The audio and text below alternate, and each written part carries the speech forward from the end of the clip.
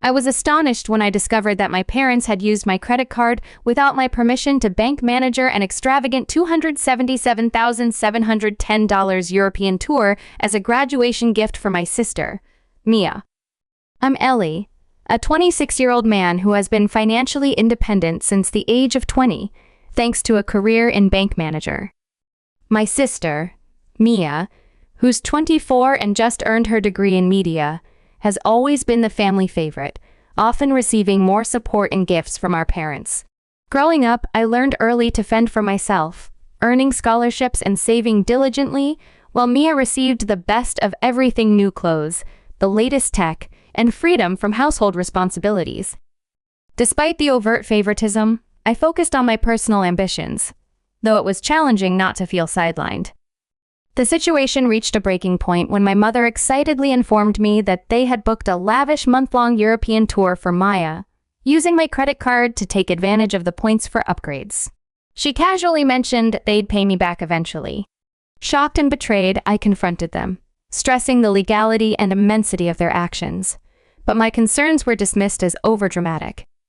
Faced with their nonchalance and the massive potential impact on my financial stability, I reported the transaction as fraud, leading to a significant family fallout and my decision to cease contact.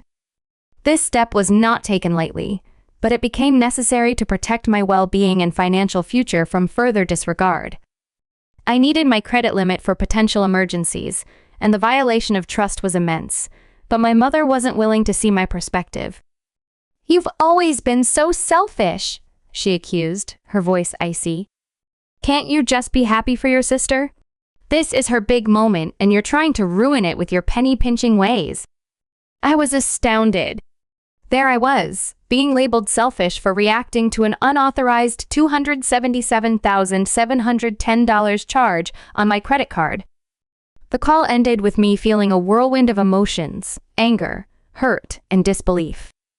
Over the following days, I sought understanding from my dad, hoping he might offer a more reasonable viewpoint. Unfortunately, he mirrored my mother's thoughts, suggesting I was overreacting and should be more supportive of Mia. Mia herself seemed completely unaware of the tension. When I approached her, she was overjoyed about the trip and thanked me for contributing to her graduation gift as if it were a voluntary gesture. It felt surreal. Was I the unreasonable one in this situation? Driven by a mix of frustration and a need for resolution, I contacted the credit card company to dispute the charges. To my horror, I learned that since the card details were shared with my parents for emergencies, the company didn't consider it fraud. Now, I was stuck with a $277,710 bill, a maxed-out credit card, and a family who thought I was selfish for not wanting to bank manager my sister's lavish vacation. I felt utterly betrayed by the very people who were supposed to love and support me. I was torn about how to proceed. Part of me wanted to cancel the trip to make a stand, but I knew that would explode into a massive family rift. Another part of me considered just paying off the debt to avoid further drama, but the principle of the matter and the potential for setting a precedent for future financial abuse gnawed at me. Am I overreacting? Should I just absorb the cost of my sister's vacation, or should I stand my ground, even at the risk of damaging my family relationships? I felt lost and desperately needed guidance. Thank you to everyone who offered supportive comments and advice on my previous post. Your insights helped me realize that my feelings of violation and anger were justified. Motivated by your encouragement, I took further action. I called the credit card company again, this time to escalate the issue. I explained the situation in detail, clarifying that while my parents had access to my card for emergencies, I had never authorized this particular use. After some discussion, they agreed to investigate the charges as potential fraud. Next, I organized a family Zoom call, hoping to address the issue directly and allow my family a chance to rectify the situation. The call was intense. I started by calmly explaining the implications of their actions, the legal issues, the breach of trust, and the financial strain they'd put on me. I informed them that I had reported the charges as fraudulent and insisted they cancel the trip immediately. Their reaction was disappointing but not surprising. They were indignant, accusing me of being overdramatic and trying to spoil Mia's graduation celebration. My mother even went as far as to claim I was ruining what should be a joyous time. The situation remains unresolved, and I'm considering my next steps carefully, weighing the heavy impact on our family dynamics.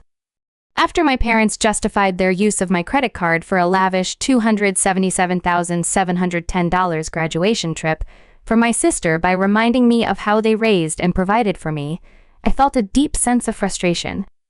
You chose to be parents, and providing for us was your responsibility. It doesn't justify committing credit card fraud in my name, I responded calmly. Throughout this conversation, Mia had remained silent, but suddenly she broke down, accusing me of ruining her special gift and claiming I had always been jealous of her. Her words hurt, but they also solidified my determination to enforce boundaries. Mia, I'm genuinely happy for you and proud of your achievements, I assured her, but this trip was charged to my account without my permission. It's not a gift from me, and it's not acceptable. My father then tried to downplay the seriousness of their actions, asserting that because they had emergency access to my card, they thought it would be okay just this once. I was astounded by his dismissal of the significant amount. Dad, $277,710 is a substantial amount, and this was certainly not an emergency. You can't make financial decisions with my resources without asking me first. The call ended with emotions running high. My parents were indignant. Mia was in tears, and I was left feeling drained yet resolute. Despite my clear stance, they refused to cancel the trip, continuing to insist I was overreacting and promising repayment soon. In the aftermath, I sought legal advice from a friend who confirmed that my parents' actions were indeed illegal and that I had grounds for legal action. I also filed a police report about the unauthorized use of my credit card. The officer was empathetic and detailed in taking down information, though he cautioned that pressing charges could deeply fracture my family relations, but affirmed my right to protect my interests. Now, I find myself in a quandary. On one hand, I love my family, and the idea of taking legal action against them is distressing. On the other, their disregard for my autonomy and financial security is deeply troubling, and I fear that without a firm stance, such behavior could recur.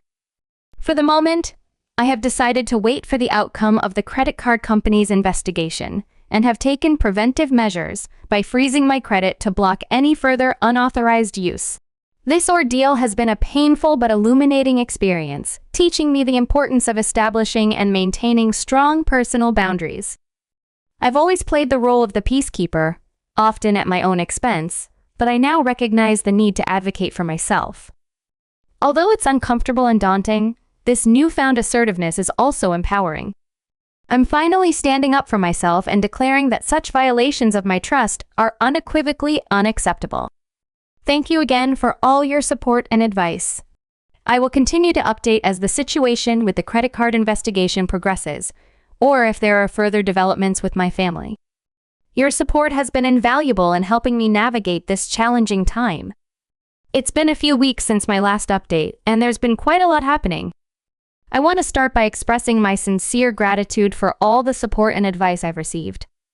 Your encouragement has been a real source of strength for me during this tough time. Here's the good news first. The credit card company's investigation ended in my favor.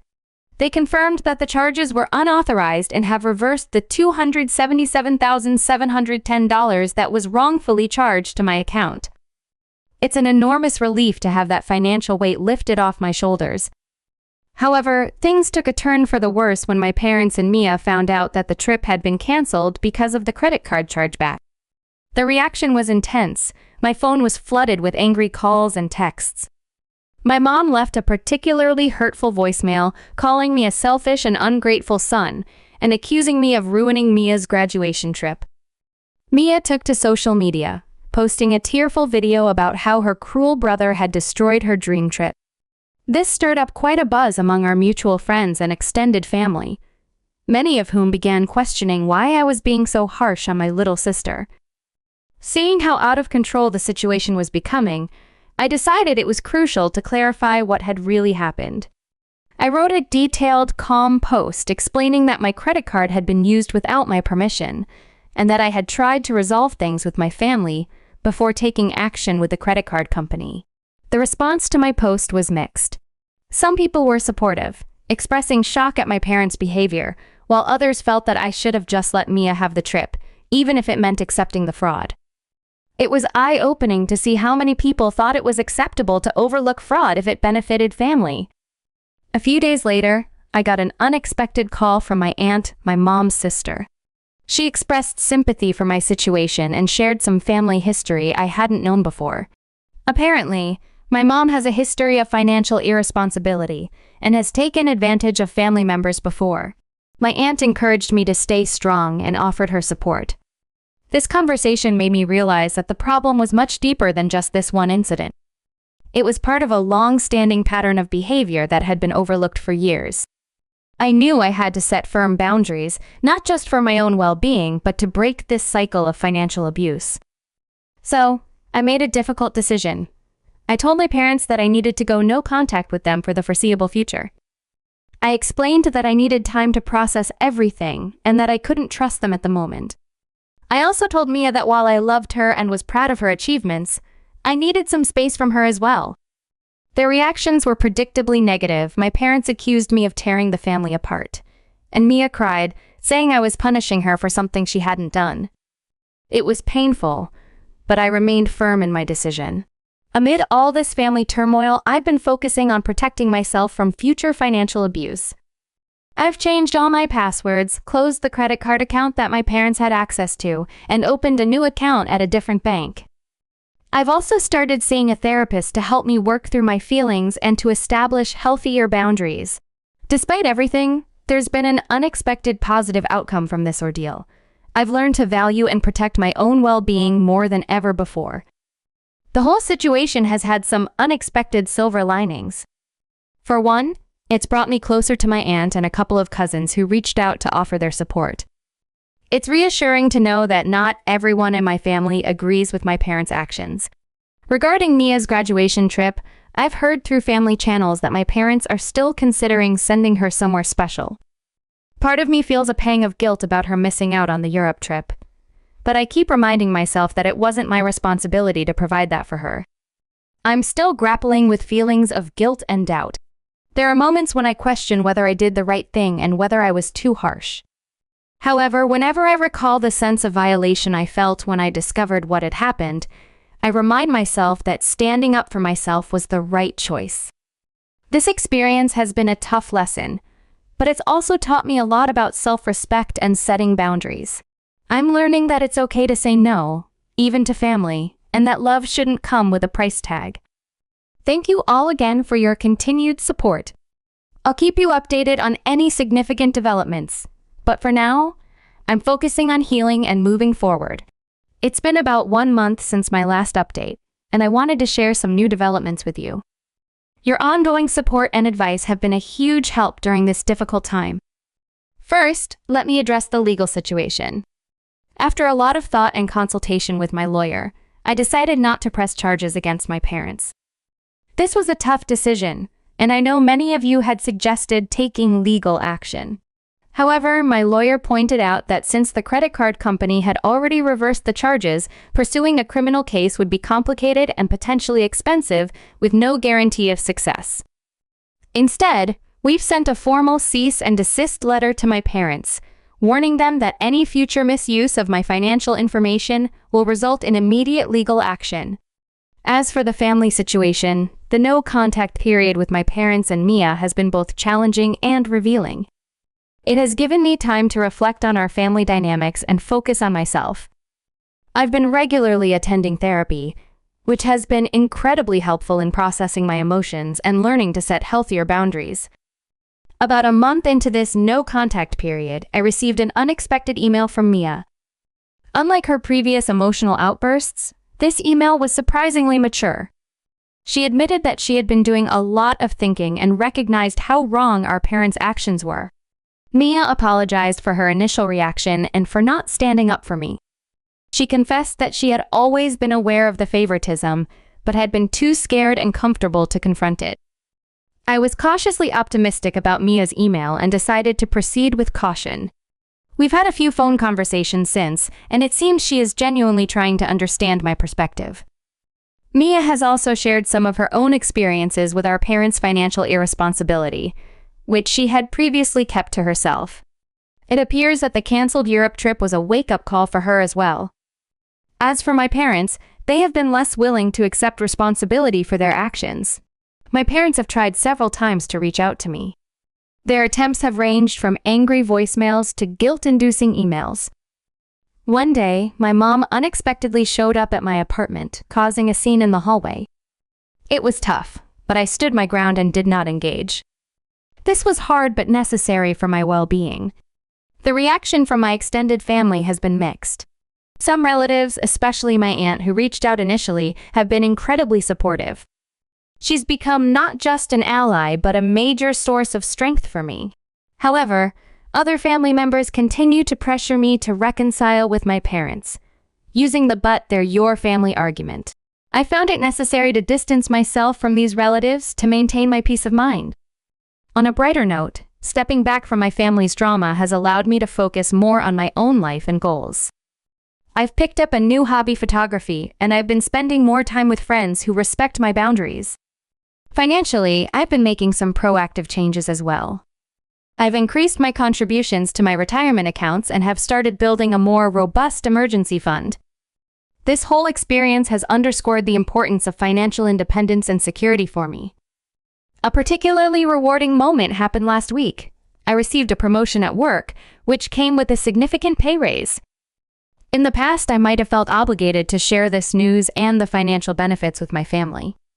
This time, however, I celebrated quietly with a few close friends, feeling proud of my achievements without any guilt or pressure to share. Regarding Mia's graduation trip, I heard from my aunt that our parents eventually sent her on a 3-week tour of California. From what I've heard, Mia enjoyed it. Looking forward, I remain cautiously optimistic.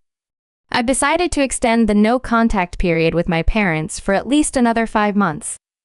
I need more time to heal and to see if they can respect my boundaries. With Mia, I'm open to slowly rebuilding our relationship, but I am proceeding with caution and maintaining clear boundaries. This experience has taught me a lot about setting limits, standing up for myself, and the true meaning of family. I've realized that family isn't just about blood relations, it's about mutual respect, support, and love. The friends and relatives who have stood by me through this ordeal have shown me what real family looks like. I've also learned a valuable lesson about financial independence. I've always been cautious with money, but this situation has pushed me to be even more vigilant. I've set up additional security measures on all my accounts and have become more assertive in protecting my financial information, even from family members. There have been moments of doubt and sadness, especially during family events that I've missed due to the no-contact policy. Mother's Day was particularly tough. However, I remind myself that this separation is necessary for my mental health and personal growth. One unexpected outcome of this situation is that I've become a resource for friends dealing with their own family financial issues. Several people have reached out to me for advice on setting boundaries and dealing with financially irresponsible family members. It feels good to be able to offer support and advice based on my own experiences. It's been some time since my last new, and I've had the chance to help others navigate situations similar to mine, which has been incredibly rewarding. Regarding my parents' financial situation, I've learned from my aunt that they're facing some challenges. They had planned to use my credit for more than just Mia's trip, which has led to some tension between them. My dad is upset with my mom for taking things too far with the credit card fraud. While I feel a twinge of guilt knowing they are struggling, I constantly remind myself that their financial problems are not my burden to bear. Mia has offered some insights into how our parents are processing everything. She mentioned that they don't fully grasp why I reacted so strongly to their actions. They view what they did as a normal part of family life and can't understand why I'm making a big deal out of it. This lack of understanding is frustrating, but it also confirms that distancing myself was the right decision. Reflecting on my childhood and early adulthood, I've recognized patterns of financial and emotional manipulation that I had once considered normal. It's been a painful realization, but also a liberating one, as I learn to trust my own feelings and experiences without seeking my parents' approval. On a personal note, I've started dating again.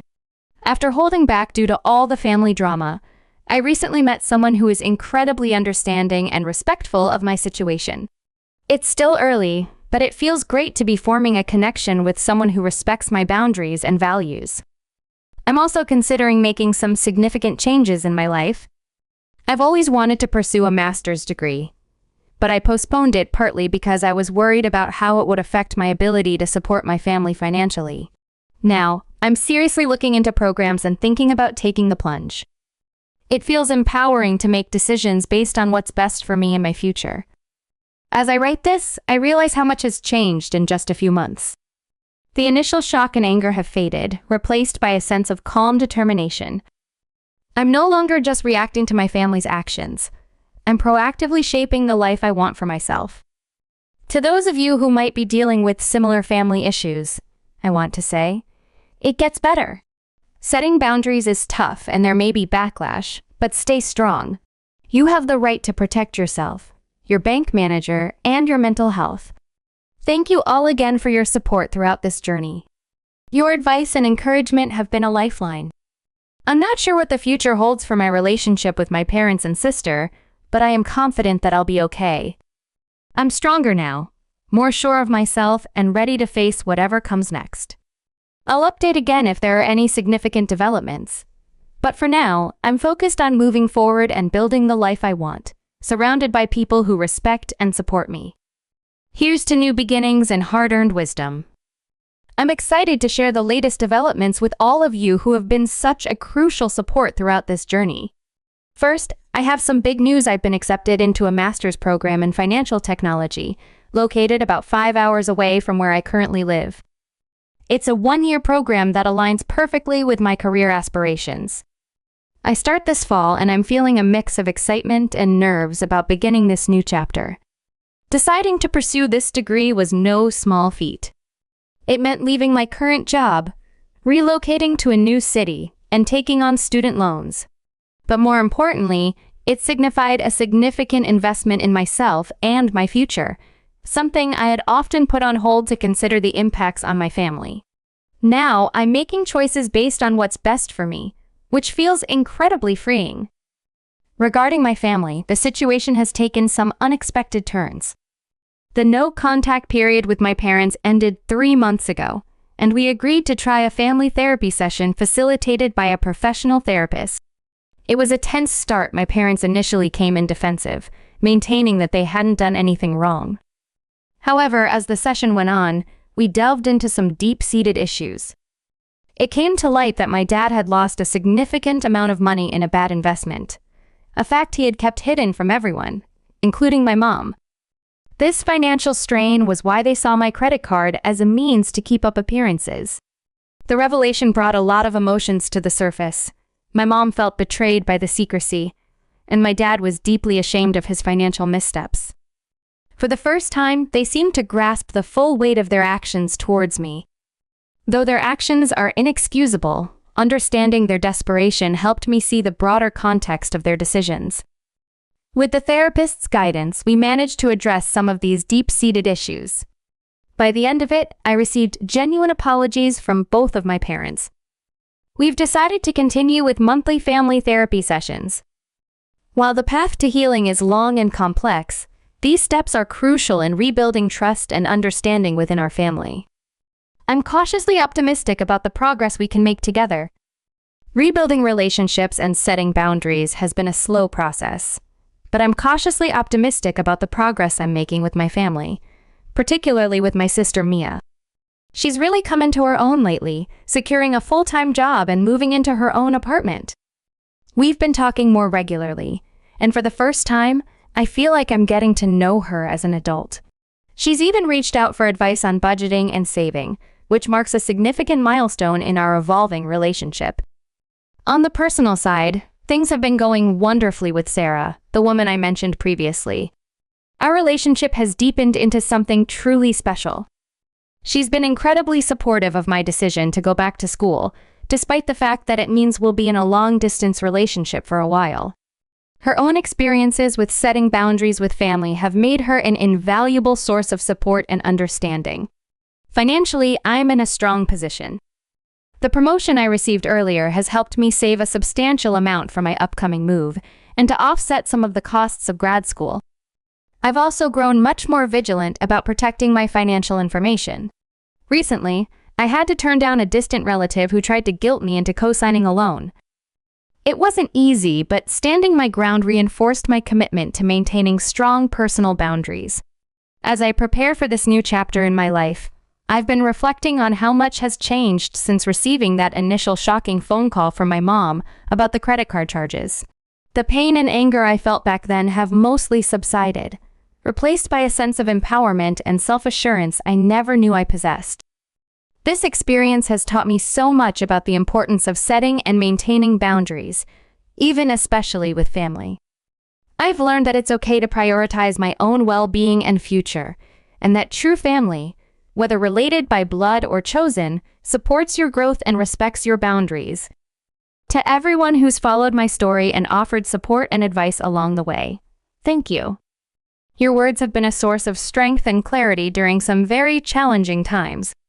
For those who might be experiencing similar struggles with family, know that it is possible to emerge from these challenges stronger and wiser. As I pack up my apartment and gear up for this new adventure, I feel a sense of excitement and possibility that I haven't felt in years. I'm proud of how far I've come, and I'm eager to see what the future holds.